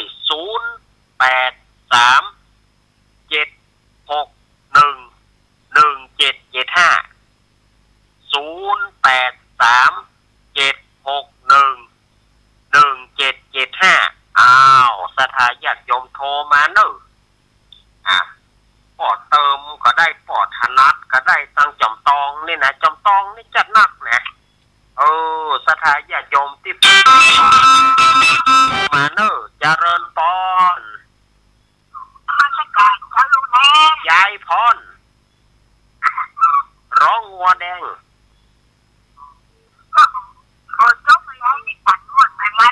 โอ้นี่บ่มีมันคืมบ่ได้มีลมตัว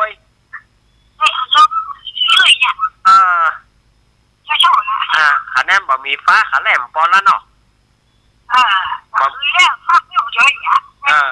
บ่มีฟ้าขาแหลมปอนแล้วนะถ้าฟ้าขาแหลมนี่ก็วิทยุก็ดับป่ะเนอะ ดาวมานะคืนนี้เกียมไปขอเพลงเนอะยายพร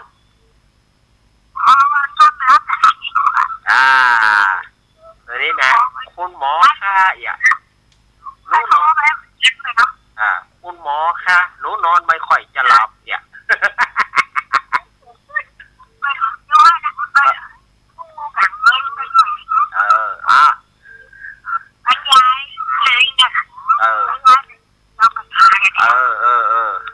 เดี๋ยวป้อนอ่านJ4 ทีวีเพื่อคุณก็อยากเข้าไปหั่นก่อน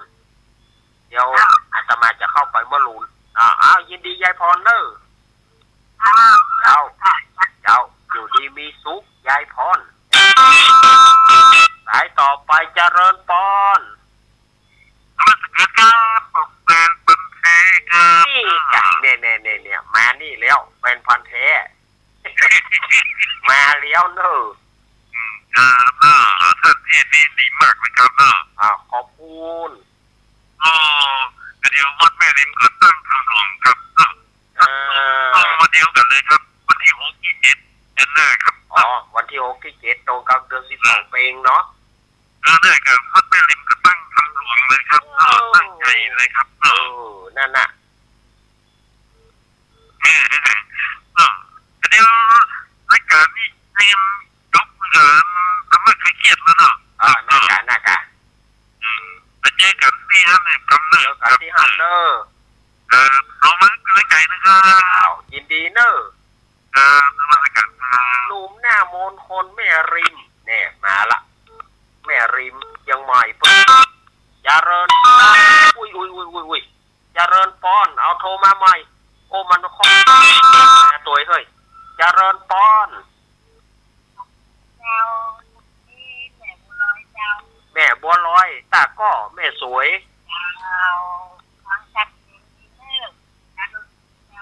ขึ้นของคุณยมดารุณี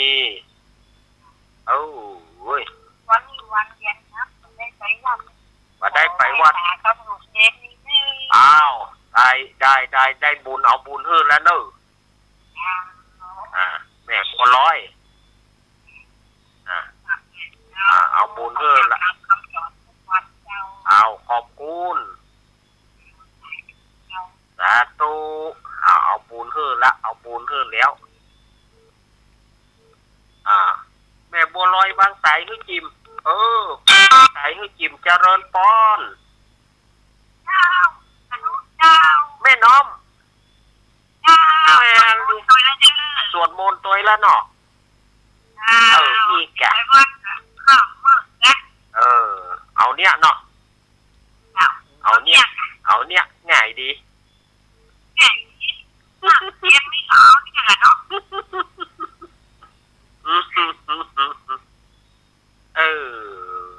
แม่น้อมอ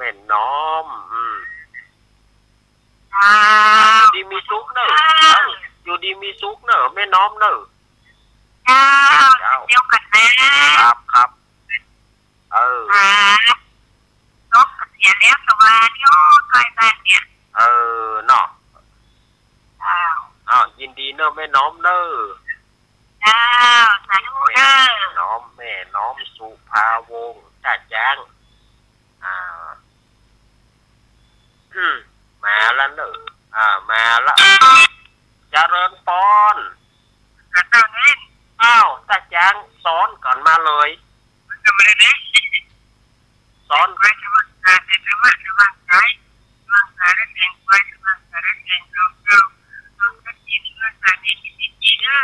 ขอบคุณแม่เพนอยู่ดีมีสุขเนอะแม่เพนเนอะแม่เพนคนสู้ชีวิตเจริญปอน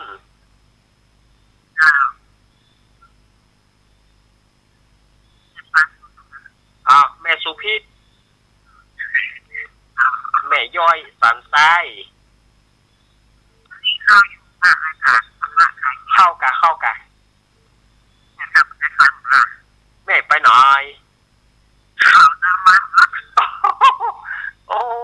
ขาวดำแม่อะไรอีกวันนี้น่ะโอ้อยากจะตั้งใจถ้ามาวัดแม่บ้านแม่นี่ไงทางใดบุญก็ค่ายได้ไส้ก็ค่ายเต็มช่วยกันไปนะแม่เนอะตัวแม่2 คนนั้นเดี๋ยวนี้มาแบบล่ะไปแล้วก็น้องไปนะที่แม่เฮ้ยก็มันได้มานะมันมากวมกันนี่จนว่าหมอเขาโทรมาแล้วไปพร้อมกันมาเดียวนั่นนะมันถึงอีทนะก็มันมากวมกันแล้วมันถึงห้องบอกเป็นห้อยนะยินดีแม่เนอร์ครับความคิดถึงนะทำให้ใครเห็นทุกคนแน่พี่สาวเสียงหวานเนาะพี่สาวเสียงหวานก็เราไม่กันจอยดูหน่อยลูกเราไปหมดนั่นเนี่ยนะครับยินดีรักษาสุขภาพโดยตายินดีแม่สุพิษเนอร์แม่สุพิษแม่ย ย่อยสันทรายมาสถาญาติโยมไม่ไหนเอาหมดเอามา0837611775ตะกี้ปวดเท่าไหร่กันมาโลมันบัดตาน เขาว่าเนี่ยมาเปิดสัก2 สายโอ้ถ้ามันมีหลายเครื่องแล้วมันยุ่งถ้าเขาเปิดหลายเครื่องแล้วมันยุ่งถ้าเขาเปิดตึกเครื่องเดียวพอฮับสายถ้าเปิด2 เครื่องคืออันนั้นก็มาอันนั้นก็มานะยุ่งทันทีมหาจอมยุ่งเลยแหละเจริญปอนเจ้าก็มาประกาศเจ้าตรงเน้นไอ้ชาเนอร์ถามอันนี้จากทางใดจากแม่ที่แม่ยาซักบ้านหนองไหวเจ้าตะกุกแฝกก็สายมาอันนี้สันทรายมาแถมสายหนึ่งตะกี้แม่ย่อยเดี๋ยวนี้แม่แฝกหนองไหวตำบลแม่แฝกบ้านหนองไหวเนาะแม่อันชัดเจนดีเนอร์ชัดเจนเนาะเจ้าเป็นกำลังใจขึ้นเนอร์เอาขอบคุณแม่นิเวศเนอร์เอาขอบคุณนักๆเนอร์สาธุ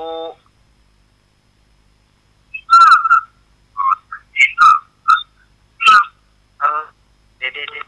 อีกอะแม่ปปิดวิทยุแม่เนาะแม่ปปิดวิทยุแม่แล้วก็สายอื่นก็เข้าขอบคุณเอาโทรมาเนอะตังเวียงปะเป้าดักแซบนะแต่เวียงปะเป้าดักแซบ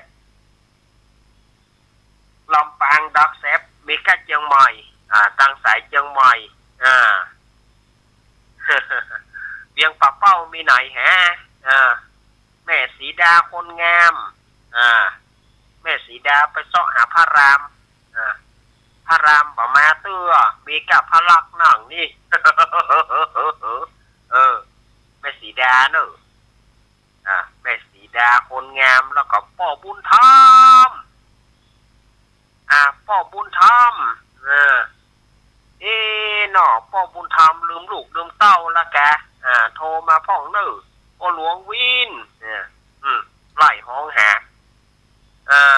ป้อนไทยกินข้าวกินน้ำอยู่อย่าเรินปอน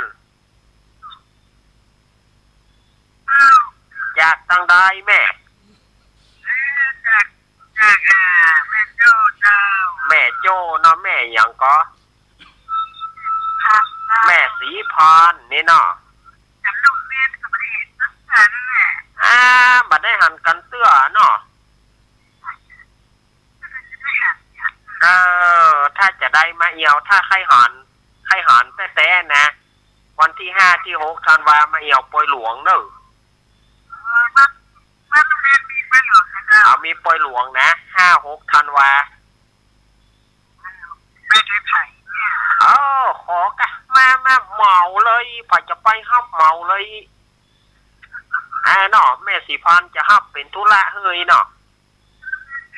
เจ้ายินดีแม่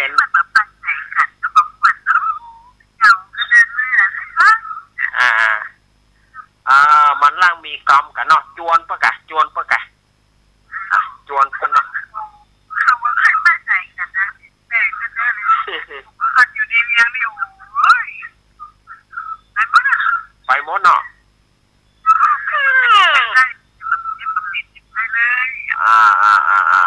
มันต้อง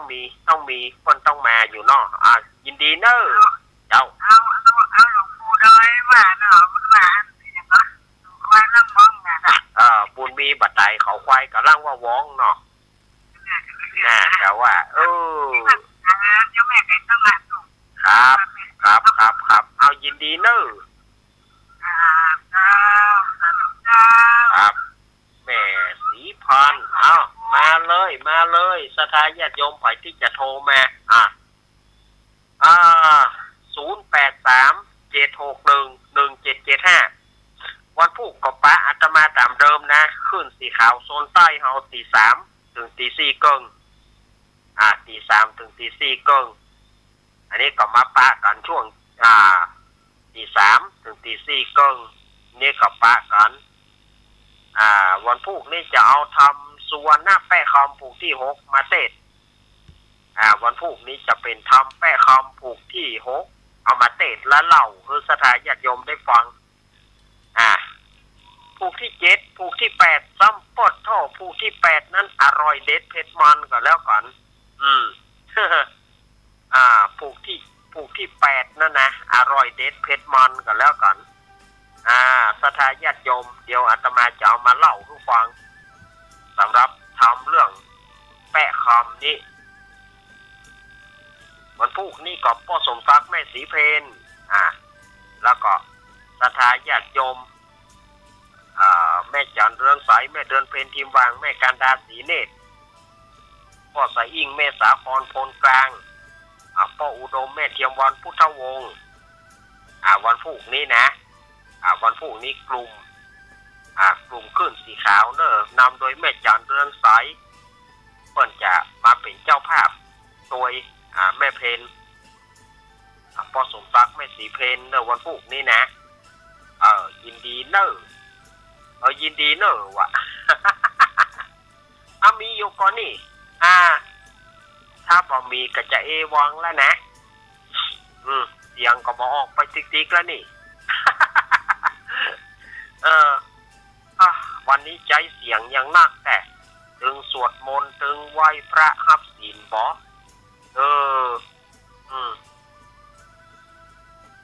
วันนี้กำเดียวอาตมาพักสักกำหนึ่ง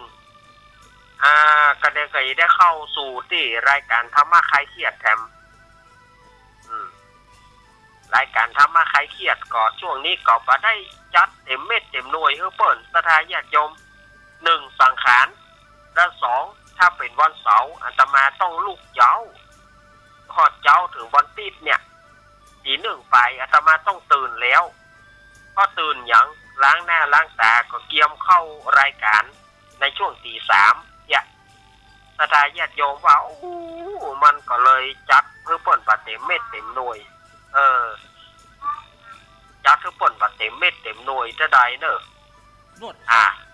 ของถ่ายหูลูกตัวแตกกะท่านอาจารย์วิสุวัฒน์ช่วงนี้กระผมก็จัดไปได้ไปได้จัดประเมินประนานจัดประนักประแหนอาจารย์วิสุวัฒน์ก็ดีท่านอาจารย์สมัครก็ดีขอสุมาตัวเนอช่วงหลังๆนี่นะสุขภาพร่างกายมันแย่มันบะหูจะอย่างใดนะเนี่ยก็ถือว่าสังขารมันบะมั่นบะเตี้ยงอันนี้จังก็ตุกอันนี้จังก็คือมันบะมั่นบะเตี้ยงตุกขังก็คือตุกไปสปะสเปดบะหูว่าจะพรรณนาเรื่องตุกอย่างใดมันก็มีความตุกอนัตตามันไม่มีตัวตนอนัตตามันไม่มีตัวตนคำว่าอนัตตามันบ่มีตัวตนเนี่ยสถานญาติโยมเกิดขึ้นตั้งอยู่ดับไปมันบ่มีตัวตนเนี่ยมันแย่สังขารปีนี้นี่อาตมาจึงยอมรับว่าปีนี้มันแย่กันไปหมดทุกย่อมแย่เศรษฐกิจของญาติโยมก็แย่สังขารร่างกายของเฮาในปีนี้ก็แย่บึดก็บ่สบายบึดก็ไอ้ยองบ่ฮู้มันนะมันบ่จ้างจะอย่างใด เนาะใดก็จ้างนะใดก็บ่จ้างนะสถานญาติโยมจะไปถือไปตือกันเนอะอาจารย์เน้นลักนี่นะพุโพอย่างใดเนี่ยฮะพุโพก็มันอย่างอันนะเฮ้ยมันอย่างบางทีก็การงานก็มีบางทีการงานบางทีจะเข้ารายการเจ้าเน้นเพิ่นมีการบ้านเน้นเพิ่นมีการบ้านก็เน้นเขาทำการบ้านก่อนเพราะว่า เวลาที่อู้ไปจะไปหวนสมาธิเปิ่นนะมั้งบางทีก็ต้องเข้าฝ่ายหน่อยอย่างวันนี้ก็จะเข้า4 ทุ่มเนอะอาจารย์สมัครเนอะอาจารย์วิสุวัฒน์เนอะจะเข้า4 ทุ่มเดี๋ยว4 ทุ่มผมจะเข้า ช่วง3 ทุ่มนี่ก็ให้เน้นทำการบ้านไปก่อนอาตมาก็มีสกู๊ปพิเศษสอนเทศผ้าเนนตัวสถาญาติโยมเหยได้สอนเทศผ้าเนนตัวมีสกู๊ปพิเศษตัวแล้วก็เนนเปิ่นทำการบ้านตัวอย่างตัวมันก็เลยอีลุมมาตุมนั่นนะเนาะก็แจ้งจะว่าอย่าใดนะ ช่วงนี้ก็จะต้องเพิ่มป้อนหนาน7 สีได้จัดกับไปก่อนพี่สมัยลุงนุยอาจารย์สมัครจัดกับไปก่อนเดี๋ยว4 ทุ่มเดี๋ยวผมเข้ารายการก็จะอยู่บ่เกิน5 ทุ่มเพราะว่าแต่เดี๋ยวก็ต้องพักผ่อนละ1:54ก็ต้องมาละอย่าสถานญาติโยมว่า1:54ต้องตื่นละตื่นมาก็ต้องล้างหน้าล้างตาครูช่วยนึกตัวกล้าเข้ารายการนะครับเอาวิทยุไปตั้ง3เขาก็เข้ารายการมันก็จะจับเวลาพอดีเพื่อทำธุระส่วนตัวเนี่ยวันนี้4 เกิงก็ต้องนำเอาสถานญาติโยมสถานญาติโยมได้สวดมนต์ไหว้พระกำหนึ่งครูช่วยนึกครับนอนวากำนันนุย4 เกิงก็ต้องตีละกังละเมื่อ4 เกิงเขาตีละกังก็ได้ถึงพระเนนเถนเจ้าก็จะมาพร้อมกันก็จะได้ทำวัดสวดมนต์ถ้าปีได้ยินในปีสบายดีวะครับหมดแล้วอาตมาก็ต้องขอนำรายการอำลาปีที่สมัยสบายดีว่าโฮมหาผมพงวันพุกนี้เนอะสถานญาติโยมวันพุกนี้เปิ้นจะประชุมเพลิงศพตู้ลุงเผือวันพุกนี้นะเพื่อจะประชุมเพลิงศพตู้ลุงเผือวันพุกนี้เนอะที่วัดต้นพึ่งลานหน้าวัดต้นพึ่งตำบลหนองร่องอำเภอเวียงร่องจากวัดละปูนก่อนสถานญาติโยมไผ่ข้ามอาหารการเผาศพของตู้เจ้าเผาศพตู้เจ้าหรือว่าปล่อยล้อเผาศพตู้เจ้าหรือว่าปล่อยล้อหรือว่างานลากประสาทคืนนี้เป็ดคืนนี้จะไปตั้งแต่เจ้าคืนนี้จะเป็ดคือชุดท้ายนั่นเนาะแล้วก็พวกนั้นจนไปเสี่ยงการประชุมเพลิงประชุมเพลิงศพนี่ก็ประมาณน่าจะประเกิน3 โมงละสถานญาติโยมน่าจะประมาณประเกิน3 โมงก็คงเสร็จแล้วเนาะเผาศพตุลุงอาตมาลาก่อนเนอะตามเดียวขอกราบอาราธนานิมนต์ท่านพระครูปริยัติรัตนโชติหรือว่าท่านมหาเสาเกี้ยววัดห้องกูอำเภอเวียงป่าเป้าจังหวัดเชียงรายเพิ่นจะได้ปลาหลอนมาสวดมนต์ธรรมจักรกับปวัตนสูตรต่อจากอาตมานี่นะวันพุธตี 2วันพุธตี 3ถึงตี 4เกิงก้อยปลาอาตมาภาพเนอวันนี้สถานญาติโยมอยู่ดีกินหวานตานต้อมเหมือนกันทุกคนเนออภิวาทนาสีริสานิจังพุทธาปัจจายโนจตารโรธรรมวัฏันติอายุวโนสุขังพระลังขอเจริญพร